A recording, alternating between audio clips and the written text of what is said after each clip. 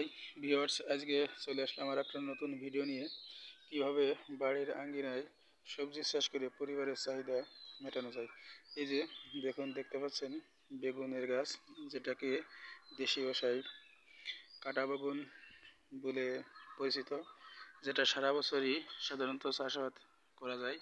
এই যে বাড়ির আঙ্গিনায় কয়েকটা বেগুনের চারা দেখা যাচ্ছে। এই বেগুন সারা বছরই পাওয়া যায়।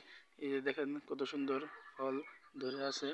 এই যে দেখেন থোকায় থোকায় ফল পাওয়া যাচ্ছে।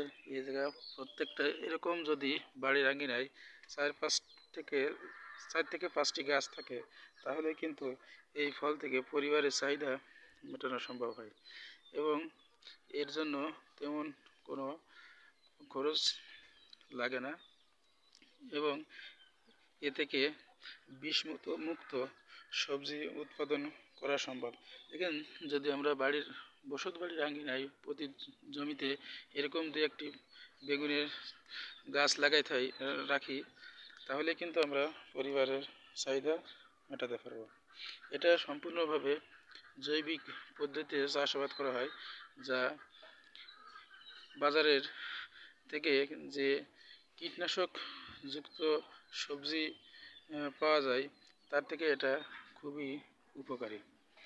তা আমরা সবাই যদি এরকমভাবে বাড়ির আঙ্গিনায় এই বেগুনের চাষ করি, তাহলে কিন্তু আমরা পারিবারিক সবজির চাহিদা মেটাতে পারব।